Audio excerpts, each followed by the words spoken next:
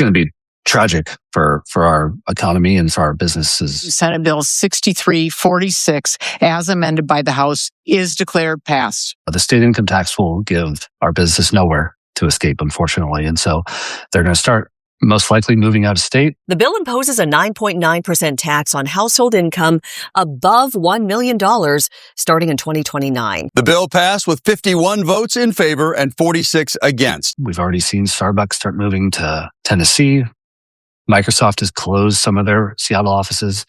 Amazon has shut down expansion in Washington. Starbucks founder Howard Schultz announced he and his family have moved to Florida just one day after the Millionaires tax passed the House. Schultz says the move is part of his retirement, but some Republicans argue this timing is no coincidence. The bill is headed to the governor's desk, and he said, quote, "The Millionaires tax will apply to less than 0.5% of Washingtonians, but make life more affordable for millions. I look forward to signing it."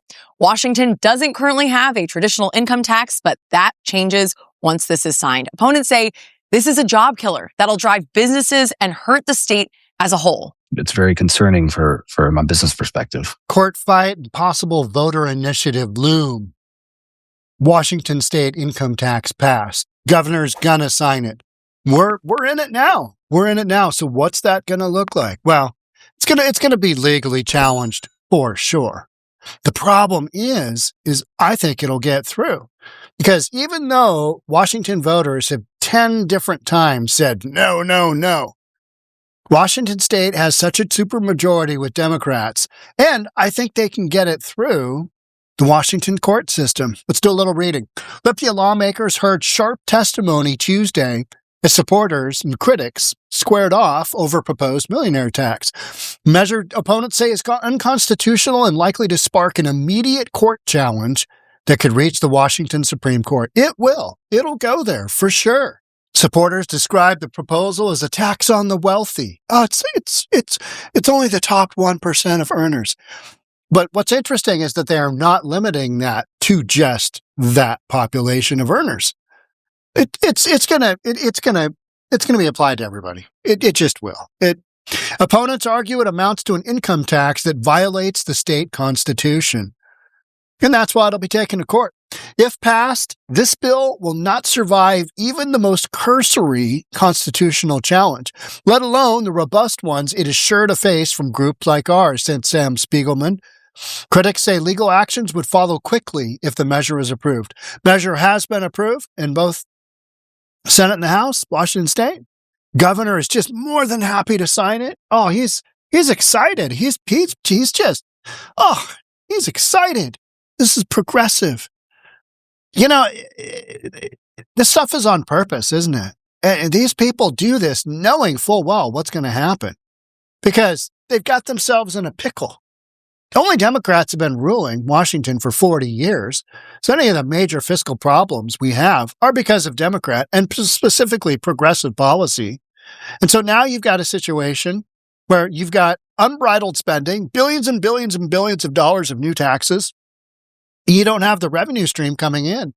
So Democrats, as the beginning of this year, they did their Christmas retreat or whatever. And they just basically stated, well, we got to come up with something to create more income because, good Lord, we know we've spent it and then some. And the political machine just keeps going to the point where you just need more and more taxes. And then as that happens, as you tax the millionaires, you push out all the businesses, push out the wealthy people. Who are you left with? You're left with the middle class and the lower class, lower socioeconomic class. Those are the people who can't afford to move out. They're gonna pay the most. It's gonna be extremely regressive, just like our gasoline tax. Super expensive to buy gas in Washington State. Then it's because of this Climate Commitment Act, which doesn't really benefit the climate at all. But hey, let's go ahead and just kid ourselves that that's really important. Former Attorney General Bob McKenna also urged lawmakers to pursue a different approach during Tuesday's public hearing before the Washington House Finance Committee. We're going back and forth in time here because we know how it ended up, and yet some of these articles, they're just basically stating the obvious. If this legislator wants an income tax, it should send a constitutional amendment to the voters. 100% agreed. But you've got enough control by progressive Democrats to get this through, to make this go. It's gonna go through. How about this whole notion here? How about this just absolute nonsense? Millionaires tax aimed at helping working families. It's not going to do that. It's going to hurt working families because they're going to shoulder more of the taxation burden down the road as all the wealthy people leave. And I'm not saying I'm wealthy, but I am leaving. See you later, Washington. Good luck with that. Enjoy. In an interview after the hearing, McKenna said Washington voters have rejected a state income tax 10 times. 10 times. Hey, let's try it again because we'll get it through one of these times. That 6 of those proposals were constitutional amendments referred to voters by the legislature. Como News asked McKenna whether an income tax has been politically untouchable and what is different now. They apparently are going to pass it without bothering to amend the Constitution, he said. Presumably, they're hoping the state Supreme Court will effectively amend the Constitution by deciding that income is not part of property. I don't think they will. Appendix B, income tax, constitutional issues. God, this just looks like super boring legalese, right? But it's not. It's important stuff. We're just going to read this one paragraph here. 1933, that's what you continuously hear. 1933, Washington State Supreme Court overturned a graduated state income tax that had been proposed by initiative and approved by more than 70% of the voters. 𝗪𝗪𝗧𝗛 versus Chase, 1933. 𝗪𝗪𝗧𝗛 versus Chase. Many people assume that 𝗪𝗪𝗧𝗛 is still good law and that Washington courts would reach a similar decision today. If that's true, constitutional amendment would be necessary before the state would impose any income tax other than a flat tax on gross income at a rate of no more than 1%. However, there's ample reason to believe that a modern income tax, the one that just got passed and is going to be signed by the governor, established by the legislature or by the voters, would now be upheld. Basic reason is that 𝗪𝗪𝗧𝗛 was based on an earlier Washington case, which the state Supreme Court clearly misread it. Ooh, okay. So what they're saying is people have gone back, looked at the case and went, well, we tried it today. This bad boy'd get through. More importantly, the earlier case was based on a line of United States Supreme Court cases that have subsequently been reversed. Oh, ouch. Our court would likely take a clean slate approach to the income tax today, and guess what? It would pass. It would pass, for sure. So, you know what? Whether it's this one or another one down the road, the Democrats don't have any other options but to continue to find places to raise those taxes because Lord knows they are not capable of making cuts, of trimming things down. That's just not really possible because they are so convinced that everything that they're spending money on is critical to the people. And yet the people are funding all this. And the people that can afford it most are leaving. They're leaving in droves. You know what? Democrats don't care because Democrats ultimately don't really care about their constituents. They talk about, oh, this is going to make it more affordable for Washington state citizens. No, it's not. It's not. It's going to have the reverse impact. Fewer people, less tax revenue coming through. It's not that hard to figure out unless you're a Democrat, unless you're a progressive, unless you're mentally incapacitated in order to think logically. You just can't do it. Oh, yeah, it's going to be great. It's going to make things cheaper. No, it's not. It's not. It's like Katie Wilson getting elected as socialist in Seattle and saying she's going to have a positive impact on affordability. What are you going to do to make anything affordable without absolute subsidies from the taxpayers? You're not. You're not. You've already baked in the cost to everything in Washington state. You baked in the cost of expensive gas, third highest in the country. You baked in the cost of housing. You baked in the cost of childcare. Childcare is some of the most expensive here. It's just one thing after another.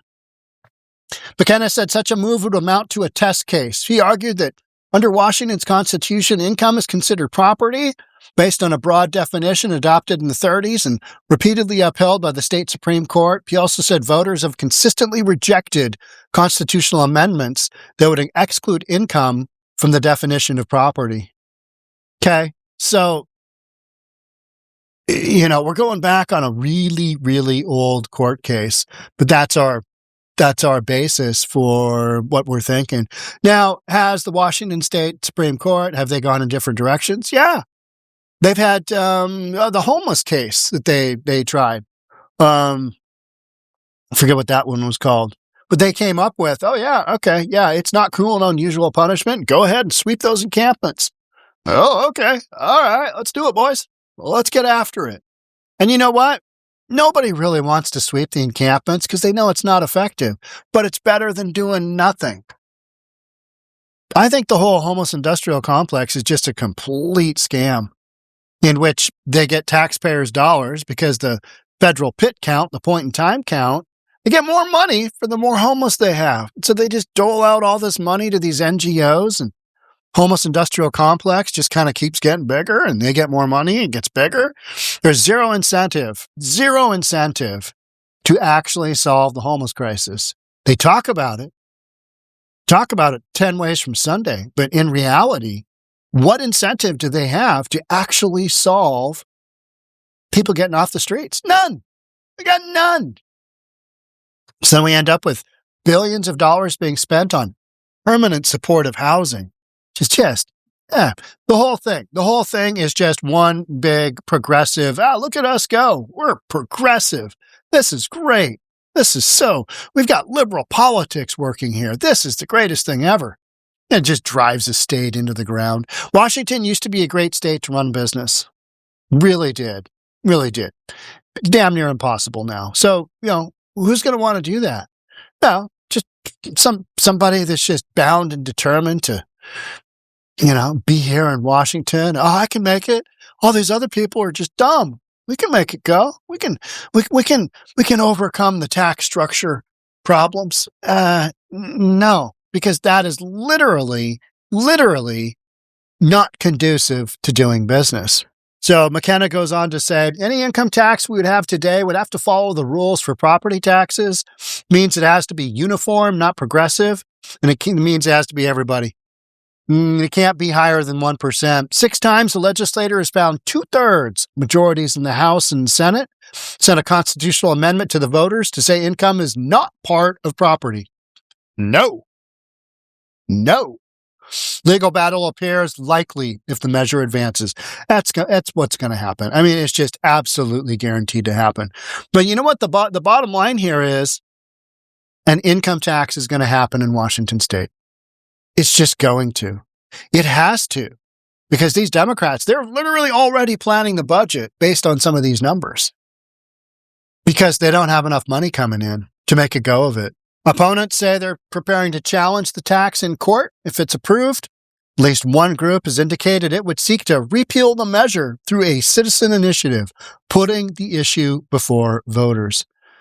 I don't think there's any voters that are just so gung-ho. Oh, yeah, I'm a millionaire and I want to be taxed. I mean, you've randomly got these people that just pop up and you're like, you are such a puppet. You don't even know what you're saying. You're just saying a bunch of ridiculous gibberish. And you're expecting other people around you to go, yeah, okay. No, what people are doing is people are saying, well, that's pretty much the last straw here. We've paid and paid and paid and paid. And there's no upside to running a business here. So why don't we just look at someplace else and it'll be way better. And that's what people are doing, especially people with money, especially millionaires. They're not going to pay these taxes. They're going to work out a way where they spend 6 months and a day out of state doing something else, right? Running a business from somewhere else. It's so easy to run so many businesses now remotely. You don't have to physically be there. You know what I mean? And your headquarters, well, move it. Like Starbucks, right? Starbucks just did that. Yeah, we're going to move some of our facility to Tennessee. And yet Washington State leadership is so dumb that they think that people are just going to stay in place and just take it. Just absolutely take it. That's not how this game is played. And unfortunately, they will be the ones that lose when they realize, oh, yeah, interesting. Yeah, don't quite have enough taxpayers to generate that tax revenue. And as a result, we're going to have to tax whomever is left, last man standing, have to tax them a lot. Where have we seen that? How about Chicago? How's that working in Chicago, that progressive revenue? Is that taxing just the rich? No. Taxing everyday taxpayers on homes that they got to just absolutely load them up with taxes because that's the only other place they haven't taxed yet. Millionaire income tax today, income tax on everybody else down the road. And for those of us who don't want to wait around and find out how long that's going to take, we just kind of jet out, go to some place that has lower taxes or whatever it is that makes you happy. It's not what's going on here in Washington State. What's happening here in Washington State is happening super rapidly and all in the wrong direction. And I've lived here 57 years. And I've run a business for 30-something of those years. Couple of businesses. Yeah. Just not conducive to doing business. And any which way you look at it, just the whole optics of Washington State now are terrible. You got billionaires leaving. You got millionaires leaving. You got business owners leaving. You got businesses leaving. And all because of policy that's totally unnecessary, because of spending that's totally unnecessary, because of fiscal mismanagement and inability to actually follow a budget that makes sense. But supermajority of Democrats, it's what we're doing. It's what we're doing. It's why I'm leaving. Thanks so much for being here. Love to have you subscribe. That notification bell. I'll see you in the next episode. Bye for now.